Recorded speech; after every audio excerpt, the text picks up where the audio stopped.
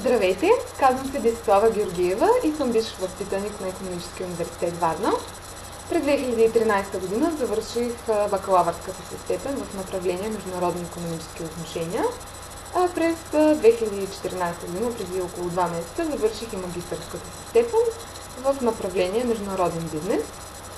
Във връзка с това имам зад гърба си 2 икономически труда във връзка с приключването на двете степени. Това е първата ми дипломна работа на тема антикризисна политика на Германия и втората магистърска теза на тема антикризисна политика на България, сравнителен анализ между Германия и България. Владея отлично английски и немски език, като прекарах 1 година по програма Еразъм в Германия, където имах възможността да участвам в подобен проект, наречен Бизнес симулатор. По тази причина и новооткритата специалност представлява особен интерес за мен. В момента се занимавам професионално с 2 дейности. Работя като координатор на проект за институционално укрепване към фондация Обществен дарителски фонд за Варна, като проектът е финансиран от фондация Работилните за граждански инициативи, фонд институционално укрепване по програма Развитие на обществените фондации в България, подкрепата на фондация Чарлз Стюарт Мот, като задълженията ми са да координирам дейностите по проекта, да изготвям технически и финансов отчет на проекта, както и анализ. Освен това съм и рекламен агент и съавтор на най-новото културно-информационно издание за града Виж Варна, където пиша статии и се свързвам с съответни менеджери от региона, които проявяват интерес за реклама. По отношение на реализираните от мен проекти до момента мога да отбележа успеха си от 2 национални състезания.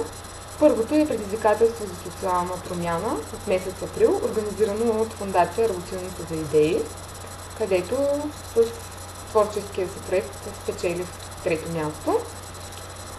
А втората награда е за устойчив бизнес модел от форума Най-добра студентска компания, организирана от Junior Achievement България. В двата форума участвах с една проектна идея, свързана с организирането на доброволчески лагери с цел фондонабиране и ремонт на един определен обект, собственост на Организацията на българските скаути.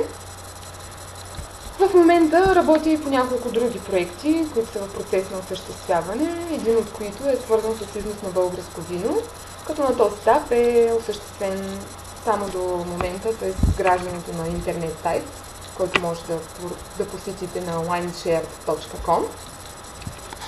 Освен това имам подчертан интерес към социалните дейности, което е свързано с членството ми в организации като Българския червен кръст, Клуб Приятели на Европа, АЕСЕК Варна, както и участието ми в приключилия вече проект Младежка банка, който имаше за цел да изгради млади лидери и да формира организационни умения по същите тези млади хора с една основна благотворителна цел. Смятам, че аз съм подходящият кандидат за специалност комуникация и бизнес развитие, поради отличните ми комуникационни, организационни и презентаторски умения, както и поради силно изразения си интерес към бизнес процесите и възможностите, които те предлагат.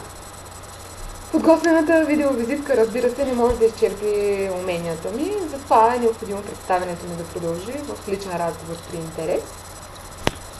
И на този етап мога да благодаря за вниманието и да очаквам да се свържете с мен скоро. Довиждане!